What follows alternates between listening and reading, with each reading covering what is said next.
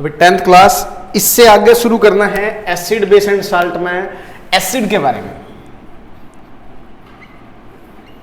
Acid के बारे में पढ़ना है। एसिड है क्या? पहली लाइन तो वही, acid are those chemical substance which are sour in test, खट्टे होते हैं और ब्लू लिटमस को कन्वर्ट करते हैं रेड के अंदर। भाई एसिड की प्रॉपर्टीज हैं ये कुछ एक। नेक्स्ट, इनको दो पार्ट में डिवाइड किया गया है। पहले तो एसिड में कॉमनली क्या चीज मिलती है? एसिड के अंदर है कॉमन एक चीज मिलती है, एसिड के अंदर H+ आयन। जितने भी एसिड हैं उनके अंदर कॉमन चीज मिलती है H+ आयन। अगर किसी एसिड को मैं वाटर में मिलाता हूं और वाटर में मिलाने के बाद वो बहुत सारे H+ आयन देता है, मोर H+ आयन देता है, तो वो मेरा एसिड होगा स्ट्रॉन्ग, और जो कम देगा वो होगा मेरा वीक। तो पहला क्राइटेरिया तो ये होगा स्ट्रॉन्ग और वीक। दूसरा क्राइटेरिया, एसिड को डिवाइड किया गया दो कैटेगरी में। फर्स्ट है मिनरल एसिड और दूसरा है ऑर्गेनिक एसिड। ये जितने भी मिनरल एसिड हैं वो सारे स्ट्रॉन्ग एसिड हैं, ये भी याद रखना। मिनरल वाले क्या हैं? स्ट्रॉन्ग, और ऑर्गेनिक कैसे हैं बेटा? Weak acid. चलिए भाई, मिनरल एसिड की डेफिनेशन क्या कहता है? जिनको हम धरती से निकालते हैं, खोद कर निकालते हैं, वो सारे मिनरल एसिड हैं। इन मिनरल एसिड में तीन मोस्ट कॉमन जो आपको एग्जांपल याद रखने हैं। पहला तो है हाइड्रोक्लोरिक एसिड, फर्स्ट। सेकंड है नाइट्रिक एसिड HNO3, और तीसरा है H2SO4 सल्फ्यूरिक एसिड। चलिए, ये तो मिनरल एसिड हैं। ऑर्गेनिक एसिड कौन से होंगे? ऐसे एसिड जो निकाले जाते हैं, जो प्रेजेंट होते हैं प्लांट में या एनिमल्स के अंदर। कुछ एक एग्जांपल है, जैसे पहला एग्जांपल लेता हूं मैं, एसिटिक एसिड। एसिटिक एसिड किस में मिलता है? विनेगर में, फर्स्ट। सिट्रिक एसिड, आजकल जितने भी आप लोग खा रहे हो, सिट्रिक एसिड किस में मिलता है? खट्टी चीज किस में होती है? लेमन वगैरह में, लेमन, ऑरेंज वगैरह में सिट्रिक एसिड। और दही में कौन सा आता है? दही में लैक्टिक एसिड। शाबाश, लैक्टिक एसिड किस में है? कार्ड के अंदर। चलिए, नंबर 4, इसके अलावा लैक्टिक एसिड हो गया, और टार्ट्रिक एसिड किस में है? टार्ट्रिक एसिड अनराइप ग्रेप्स में, अनराइप ग्रेप्स। चलिए नेक्स्ट, इसके अलावा फॉर्मिक एसिड, ये याद रखिए भी, ये क्वेश्चन आता है। फॉर्मिक एसिड जिसे हम बोलते हैं, किस में प्रेजेंट होता है? Ant string. आंट स्ट्रिंग में प्रेजेंट होता है, चींटी डंक मारती है उसमें फॉर्मिक एसिड HCOOH, सॉरी, इसको फॉर्मिक एसिड भी बोलते हैं, इसको फॉर्मिक एसिड भी बोलते हैं। इसका दूसरा नाम है एक कार्बन वाले को बोलेंगे मिथानोइक एसिड भी, मिथानोइक एसिड। अगर ये भी कहीं आ जाए पेपर में तो लिखा ना मिथानोइक एसिड है। एक और रहेगा भाई, मेरे नाम से रहेगा, 6ठे नंबर पे लिखो M से मैलिक, मैलिक एसिड। एप्पल में होता है भाई, एप्पल में मैलिक एसिड। तो ये सारे के सारे कैसे एसिड हैं? ये सारे के सारे ऑर्गेनिक एसिड हैं, या फिर मैं इनको वीक एसिड भी बोल सकता हूं। वीक एसिड क्यों कहा? क्योंकि इनके अंदर H+ आयन, ये H+ आयन है, H+ आयन लेस अमाउंट में देंगे, इसलिए इनको वीक एसिड बोलते हैं। नेक्स्ट एक टर्म और आती है कंसंट्रेटेड और डाइल्यूट, वो भी क्लियर कर देते हैं। कंसंट्रेटेड या डाइल्यूटेड है, एसिड बोल दो, बेस, वो आगे देखेंगे। सबसे पहले कंसंट्रेटेड और डाइल्यूट का मतलब समझना है। वैसे तो जो मैं बता रहा हूं उसका कोई तुक नहीं है, लेकिन ट्रिक है वैसे याद करने की। डाइल्यूट और कंसंट्रेटेड। ले भाई, पहले डाइल्यूट से याद करते हैं। लूट लिया, क्या किया? लूट लिया। किसने लूट लिया? दूध वाले ने लूट लिया। मेरे को दूध वाला कब लूट सकता है? जब वो दूध के अंदर पानी ज़्यादा मिला के लेके आए। तो मैं इसको कह सकता हूँ ऐसा कोई सब्सटेंस या ऐसा सॉल्यूशन जिसमें वाटर ज़्यादा हो। क्या हो बेटा?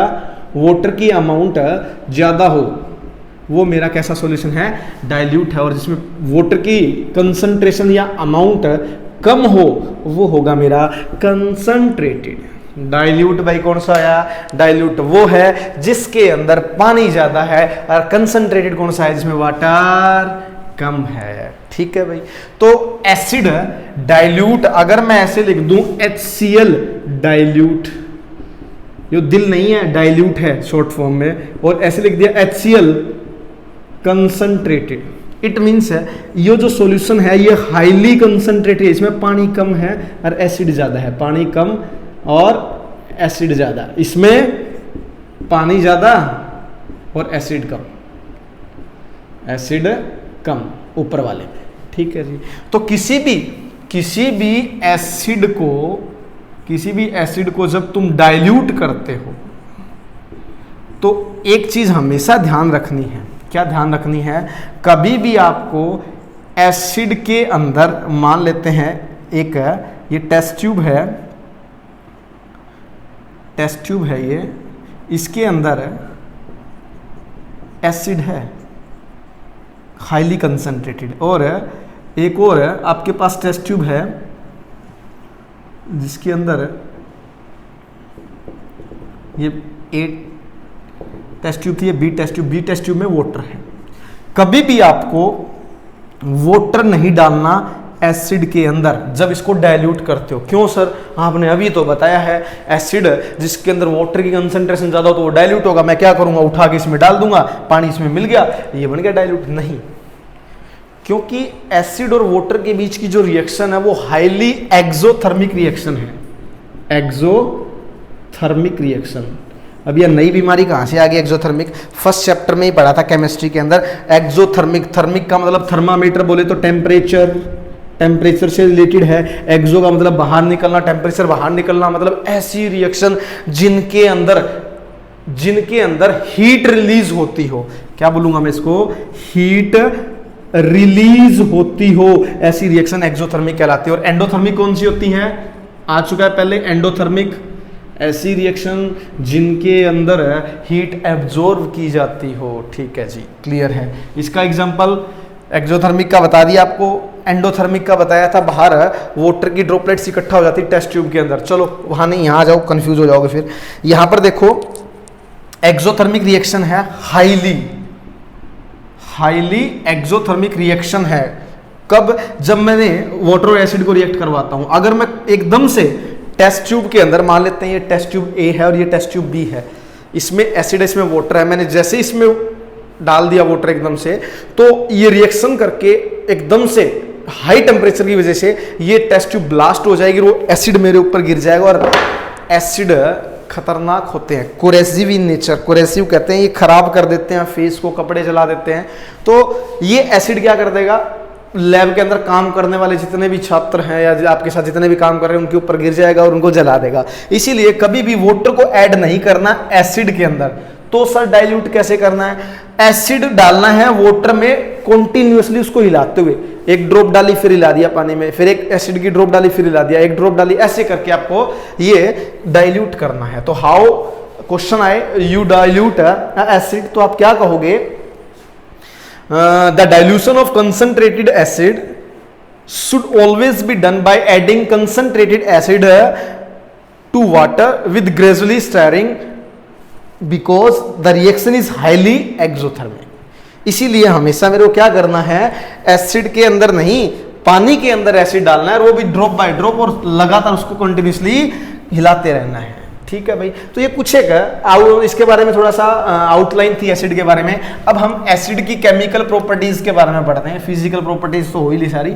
लिखिए प्रॉपर्टीज ऑफ एसिड। 3 प्रॉपर्टी मैं नहीं बताऊंगा, सोरिन टेस्ट और ब्लू लिटमस को रेड में कन्वर्ट करते हैं। तीसरी प्रॉपर्टी इंपॉर्टेंट है, वो लिख लीजिए, दे कंडक्ट इलेक्ट्रिसिटी। कौन कंडक्ट करता है?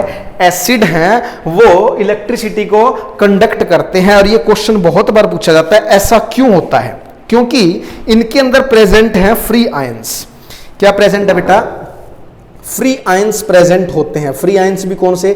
H+ ions. और हमने एक बात पढ़ा था, करंट फ्लो होने के लिए, किसी भी कंडक्टर में करंट फ्लो होने के लिए क्या जरूरी है बेटा? आयंस। आयंस होने बहुत जरूरी हैं। आयंस दो टाइप के थे, कैटायन और एनायन। ठीक है जी। यहां क्या होगा? H+ आयन होंगे, पॉजिटिव आयंस होंगे, जिसकी वजह से ये कंडक्ट करते हैं इलेक्ट्रिसिटी को। याद रखना, एसिड कंडक्ट करता है इलेक्ट्रिसिटी को किसमें? एक्वस सॉल्यूशन में। एक्वस सॉल्यूशन भी आपको पता ही होगा, केमिस्ट्री में बताया था। मैंने कहा था अगर सोलवेंट प्लस सोल्यूट दोनों मिलकर सॉल्यूशन बनाते हैं, आपको ये पता ही है। अगर किसी सॉल्यूशन में सोलवेंट वाटर हो, सोल्यूट कुछ भी हो सकता है, अगर सोलवेंट वाटर हो तो वो सॉल्यूशन कैसा होगा मेरा? एक्वस सॉल्यूशन होगा। तो ये कहता है एसिड का जो एक्वस सॉल्यूशन है वो कंडक्ट करेगा। अकेला अगर मैं एसिड रखूं वो कंडक्ट नहीं करेगा। क्यों सर? क्योंकि वाटर ऐड करने से ही एसिड है वो H+ आयन देगा हमें। तो ये भी पॉइंट ध्यान रखना है। एक्वस सॉल्यूशन है एसिड का, वो क्या करता है? कंडक्ट करता है इलेक्ट्रिसिटी को। फोर्थ प्रॉपर्टी है, एसिड की अगर मैं रिएक्शन करवा दूं मेटल के साथ, एसिड की रिएक्शन करवा दूं मेटल के साथ, तो एसिड हमेशा याद रखना क्या प्रोड्यूस करेगा? हाइड्रोजन गैस प्रोड्यूस करेगा, H2 गैस। अगर एसिड की रिएक्शन मेटल के साथ करवा दूं तो क्या प्रोड्यूस करेगा? हाइड्रोजन गैस प्रोड्यूस करेगा, प्लस सोल्ट वो तो बनेगा। एक एग्जांपल लेते हैं। फर्स्ट एग्जांपल लो, जैसे मैंने जिंक की रिएक्शन करवा दी, मेटल ले ली मैंने जिंक, इसकी रिएक्शन करवाई सल्फ्यूरिक एसिड के साथ, H2SO4, तो ZnSO4 ये तो साल्ट बन गया, जिंक सल्फेट और प्लस क्या प्रोड्यूस होगी? हाइड्रोजन गैस प्रोड्यूस होगी। ये जो हाइड्रोजन गैस प्रोड्यूस हुई है ये कैसे पता करेंगे भाई हाइड्रोजन गैस है? क्या करो, आप पूरे को सेटअप करो, जो गैस है एक टेस्ट ट्यूब के अंदर या एक बीकर के अंदर आप इसको लो, बीकर के अंदर आपने इसको लिया और बीकर को अच्छे से क्लोज कर दो ऊपर से, और एक हल्की सी एक छोटी सी पाइप के थ्रू इसको कनेक्शन को बाहर ले आओ जो इसमें गैस बने। इसके अंदर सल्फ्यूरिक एसिड था, इसके अंदर आपने कुछ एक टुकड़े छोटे छोटे किसके बना डाल दिए? जिंक के टुकड़े डाल दिए, Zn के, और सॉल्यूशन कैसा था? Sulphuric acid. तो जैसे आपने डाला तो इसमें से गैस निकलती है, वो गैस आप कहाँ ले जाओ? एक जलती हुई मोमबत्ती के सामने ले जाओ भाई। ठीक है भाई, जैसे ही जलती हुई मोमबत्ती के साथ सामने लेके जाओगे, इसमें से जो निकलने वाली गैस है वो जलेगी और कौन सी साउंड प्रोड्यूस करेगी? पॉप साउंड प्रोड्यूस करती है, पॉप साउंड, पटपट की साउंड आएगी। तो इससे कंफर्म हो जाएगा जो निकलने वाली गैस है वो कौन सी है? हाइड्रोजन गैस होगी। ये भी याद रखना है, हाइड्रोजन गैस रिलीज करते हैं। नेक्स्ट, इसी से रिलेटेड एक क्वेश्चन आता है, जितने भी एसिड हैं उनको मेटल के बर्तनों में स्टोर नहीं करना चाहिए। अपने तो सिंपल एक ही है घर में, लैक्टिक एसिड जो मोस्ट कॉमन है। लैक्टिक एसिड किस में प्रेजेंट होता है? कर्ड में। जो दही है उसको कभी भी आप मेटल के बर्तन में स्टोर नहीं करोगे। क्यों सर जी? ऐसा क्यों गुरु जी? अगर आप लोगों ने मेटल के बर्तन में, मेटल है जो मेटल, उसके वेसल्स में, उसके कंटेनर में एसिड को स्टोर किया तो वो क्या बनाएगा? सोल्ट बनाता है जो पॉइजनस हो सकता है। ठीक है, और फूड पॉइजनिंग का कारण बन सकता है। तो सिंपल सा क्वेश्चन पूछेगा, why acid are not store in metal vessels. तो डायरेक्ट आंसर क्या दोगे? क्यों नहीं करना चाहिए? क्योंकि अगर मैंने उनको मेटल वेसल में स्टोर किया एसिड को, तो वो क्या प्रोड्यूस करेंगे? पॉइजनस साल्ट प्रोड्यूस करेंगे, जिससे फूड पॉइजनिंग होने का खतरा रहेगा। नेक्स्ट, इसके बाद अगला देखिए, फिफ्थ प्रॉपर्टी देखिए। अगर मैं एसिड की रिएक्शन करवाता हूं, मेटल कार्बोनेट के साथ, एसिड की रिएक्शन करवाता हूं मेटल कार्बोनेट के साथ, तो क्या देंगे? यहां भी क्या प्रोड्यूस होगा? वही साल्ट प्लस, साल्ट तो होगा, प्लस गैस कौन सी प्रोड्यूस होगी? कार्बन डाइऑक्साइड गैस प्रोड्यूस होगी, प्लस वाटर। जैसे एक एग्जांपल से समझते हैं, सोडियम कार्बोनेट, मेटल का एक कार्बोनेट है, सोडियम मेटल है, Na2CO3, ये कार्बोनेट बन गया, इसके साथ एसिड की रिएक्शन करवाओ, कोई भी ले लो, HCl ले लिया जैसे मैंने HCl, इसकी रिएक्शन करवाते हैं, क्या बनेगा NaCl plus carbon dioxide plus water, ये बनेगा। जैसे ही मैंने रिएक्शन करवाई मेटल कार्बोनेट की एसिड के साथ, तो क्या प्रोड्यूस होगा, salt plus carbon dioxide plus water. और अब इसका प्रूफ भी हो जाएगा, अगर इसको मैं ले जाऊं किधर, जलती हुई मोमबत्ती के पास, तो मोमबत्ती को बुझा देगी कार्बन डाइऑक्साइड। नेक्स्ट 6th आता है लाइम वाटर वाला क्वेश्चन, मैं यहाँ नहीं करवा रहा, आपको बाद में बताऊंगा। नेक्स्ट मोस्ट इंपॉर्टेंट है, अगर मैं एसिड की रिएक्शन बेस के साथ करवा दूं, एसिड की रिएक्शन बेस के साथ करवा दूं, तो क्या बनाएगा, साल्ट प्लस वाटर। और इस रिएक्शन को क्या बोलते हैं, इस रिएक्शन को बोलते हैं न्यूट्रलाइजेशन रिएक्शन, न्यूट्रलाइजेशन रिएक्शन इसको बोलेंगे। क्या है न्यूट्रलाइजेशन रिएक्शन, सिंपल सा अगर मैं देखूं, एक रिएक्शन लिखते हैं न्यूट्रलाइजेशन रिएक्शन, सोडियम हाइड्रोक्साइड एक बेस है और HCl के साथ रिएक्शन करवाई।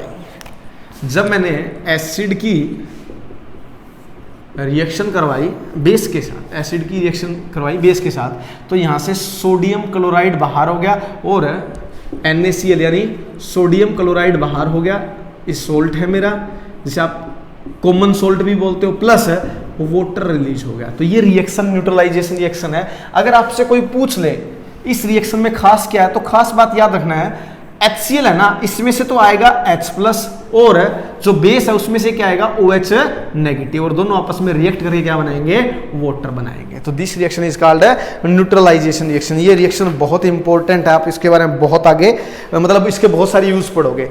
नेक्स्ट अगर मैं बात करूं एसिड की रिएक्शन मेटल के ऑक्साइड के साथ करवाई जाए, अगर एसिड की, एसिड है कोई एसिड, उसकी रिएक्शन मेटल के ऑक्साइड के साथ, एक और चीज बताई थी आपको, मेटल के ऑक्साइड होते हैं वो बेसिक होते हैं नेचर में, मोबाइल से याद करवाया था, मेटल के ऑक्साइड कैसे होते हैं नेचर में, बेसिक होते हैं, they are basic in nature. तो ये देखो क्या बनेगा, अभी पड़ा है salt plus water, salt plus water बनेगा। कोई भी एक एग्जांपल ले लो, जैसे मेटल ऑक्साइड लिया मैंने, कॉपर का ऑक्साइड, मेटल हो गया कॉपर, इसका ऑक्साइड, एसिड लिया HCl, रिएक्शन करवाओ क्या बनेगा, CuCl2 प्लस वाटर,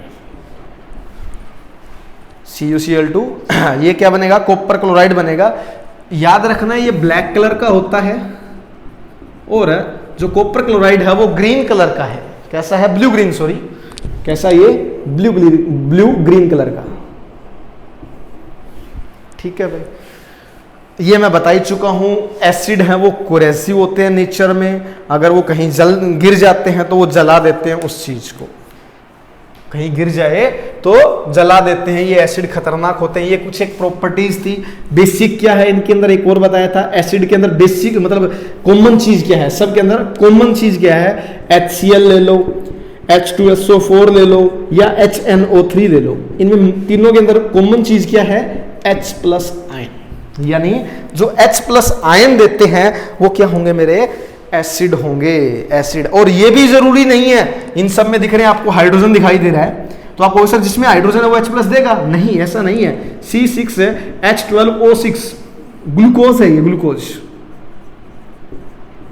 इस ग्लूकोज के बारे में कहता है इसमें पास भी हाइड्रोजन है 12, लेकिन ये इनको डिसोसिएट मतलब इनको अलग नहीं करता, अपने साथ चिपकाए रहता है। एक और है CH3CH2OH अल्कोहल, इसके पास भी हाइड्रोजन है, लेकिन they do not separate out या रिलीज देयर हाइड्रोजन, ये अपने हाइड्रोजन को रिलीज नहीं करते। इसीलिए ग्लूकोज, अगर क्वेश्चन आ जाए alcohol and glucose have hydrogen in their structure but they do not show acidic properties, ऐसा क्यों है? क्योंकि ये अपने H प्लस आयन को, because their hydrogen does not separate out as hydrogen ions, hence we can say that all the acid contain hydrogen, but all hydrogen containing compound are not acid। यानी जितने भी acid हैं उनमें hydrogen ion होगा, लेकिन सभी के सभी हाइड्रोजन कंटेन करने वाले कंपाउंड क्या नहीं होंगे? एसिड नहीं होंगे। आपको पता लगाना हो भाई, आपको सॉल्यूशन दे दिया और सॉल्यूशन दो दिए, ए और बी, दो कंटेनर है, उनके अंदर सॉल्यूशन डाल के दे दिया और कहा बताइए इनमें से एसिड कौन सा है और ग्लूकोज कौन सा है। कुछ नहीं करना, एक सर्किट तैयार करना है और उसके अंदर वायर डालनी है दो कंप्लीट, बाकी सर्किट कंप्लीट रखना है और इनको जोड़ना नहीं है डायरेक्ट तार को, यहां से इस सॉल्यूशन के अंदर डिप करना है। जिस सॉल्यूशन में डालने के बाद बल्ब ग्लो कर जाए वो मेरा होगा एसिड और ग्लूकोज नहीं करेगा, क्योंकि इसके अंदर H प्लस आयन नहीं है। तो मैं लिख सकता हूं due to absence of H plus ion, hydrogen ion की अब्सेंस की वजह से ग्लूकोज कंडक्ट नहीं कर रहा, किसको? इलेक्ट्रिसिटी को। एक और मोस्ट इंपॉर्टेंट क्वेश्चन आता है, एसिड अपनी, मैंने अभी वैसे तो बता दिया, एसिड अपनी प्रॉपर्टी तभी शो करेंगे जब एक्वस सॉल्यूशन या मैं कहूं वाटर प्रेजेंट हो। ये मोस्ट इंपॉर्टेंट लाइन है और इससे क्वेश्चन पूछता ही पूछता है भाई। जितने भी एसिड हैं वो अपनी प्रॉपर्टी कब शो करेंगे? सिर्फ और सिर्फ वाटर की प्रेजेंस में। तो आप लिखना है acid do not show acidic behaviour, acid do not show acidic behaviour, do not show acidic behavior in the absence of water। इसका एग्जाम्पल क्या है? एक एग्जाम्पल है, एक टेस्ट ट्यूब लो, एक एक्सपेरिमेंटल प्रूफ बताता हूं आपको। एक टेस्ट ट्यूब लो, उस टेस्ट ट्यूब के अंदर एक टेस्ट ट्यूब लो और उस टेस्ट ट्यूब के अंदर सोडियम क्लोराइड NaCl डाल दो, NaCl प्लस ऊपर से डाल दो उसमें H2SO4 सल्फ्यूरिक एसिड। ठीक है जी, सोडियम क्लोराइड मैंने डाल दिया और उसके अंदर HCl डाला, बहुत ध्यान से डालना है ये, और उसको फिर बंद कर दिया। डालने के बाद इसको यहां से कॉर्क लगा के बंद कर दिया। ठीक है सर, बंद कर दिया। अब यहां से एक पाइप निकालनी है बाहर, इस पाइप के भी वाल्व लगा लो ऐसे, जब ऑन करना हो तभी इस चीज निकलेगी। रिएक्शन करवाई और वाल्व, जैसे इसमें से गैस निकल रही है, अब इसमें से गैस प्रोड्यूस होगी, कौन सी गैस प्रोड्यूस होगी? जैसे ही मैंने H2SO4 डाला तो इसमें से गैस रिलीज होगी HCl, hydrochloric acid. HCl release होगा। HCl क्या है? एसिड। ठीक है जी। अब मैंने क्या किया, जैसे यहां से गैस निकल रही है, इसके पास ले गया मैं एक लिटमस पेपर। क्या ले गया? Litmus paper. और लिटमस पेपर की प्रॉपर्टी बताई थी भाई, अनील जूस कॉर्नर, अनील अनील अनील, यानी एसिड नीले को ब्लू को रेड में कन्वर्ट करते हैं। ये बताया था आपको, एसिड ब्लू को रेड। अरे किसको? लिटमस पेपर को भाई। कहीं कह दो सर मैंने रंग लिया, कलर लिया और उसमें एसिड डाला, कलर चाहिए। अरे भाई लिटमस पेपर का कलर ब्लू से रेड में कन्वर्ट करते हैं, कहीं ब्लू कलर में डालने लग जाओ एसिड, ऐसा नहीं है। तो ये HCl गैस निकली, एसिड है, लिटमस पेपर लेके आया मैं ब्लू कलर का, लेकिन उसका कलर चेंज नहीं हुआ। धोखा हो गया मेरे साथ, सर आपने तो पढ़ाया था लिटमस पेपर ले जाओ, एसिड की प्रेजेंस में कलर चेंज हो जाएगा। यहां क्यों नहीं हुआ? इसका रीजन बता रहा हूं, क्योंकि ये HCl था। अगर मैं HCl की बात करूं, ये वाटर के साथ रिएक्ट नहीं था। और मैंने एक बात कही थी, जब तक एसिड वाटर के साथ मिलकर नहीं आएंगे ये प्रॉपर्टी शो नहीं कर सकते। अकेले इसके दम नहीं है। हाइड्रोक्लोरिक एसिड है, H2SO4 है, HNO3, जितने भी एसिड हैं वो खुद अपनी प्रॉपर्टी अपने दम पे शो नहीं कर सकते। इनको सहारा चाहिए, किसका? पानी का। तो वो क्या करूं मैं? अगर मैं इस लिटमस पेपर को गीला करके ले आऊं, इस लिटमस पेपर को मैंने क्या कर दिया? वेट कर दिया, गीला कर दिया, तब तब ये लिटमस पेपर अपना कलर चेंज करेगा। तो मैं सीधी सी एक लाइन लिख सकता हूं, HCl gas does not change the colour of dry litmus paper because it has no hydrogen ion in it.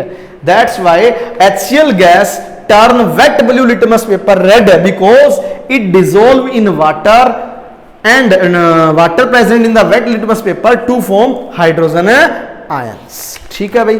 उसके बाद एसिड के यूज है, कहां कहां यूज करते हैं बताने की जरूरत नहीं है। सल्फ्यूरिक एसिड का, HCl का और HNO3 का। सल्फ्यूरिक एसिड है कार की बैटरी वगैरह में यूज कर लेते हैं हम लोग इसको और सिंथेटिक जो फाइबर है, डिटर्जेंट है, फर्टिलाइजर्स बनाने में यूज कर लेते हैं। नाइट्रिक एसिड HNO3 इसका यूज करते हैं एक्सप्लोजिव बनाने के लिए, TNT ट्राई नाइट्रोटोलिन में यूज कर लेते हैं और प्लास्टिक डाई वगैरह बनाने में यूज कर लेते हैं। और HCl का तो बहुत है, removing the layer of steel object के ऊपर एक ऑक्साइड फिल्म बन जाती है ना, उसको रिमूव करने के लिए यूज किया जाता है HCl का। ठीक है भाई। और बस इतना सा है। तो एसिड आज अपना खत्म होता है, कल पढ़ेंगे बेस कंप्लीट ऐसे ही स्पीडली, और उसके बाद सॉल्ट और फिर मेटलर्जी आ जाएगा। तो उम्मीद करता हूं आपको समझ आया होगा। फिर भी किसी को कोई प्रॉब्लम है तो डाउट में जरूर पूछ सकता है। Thank you.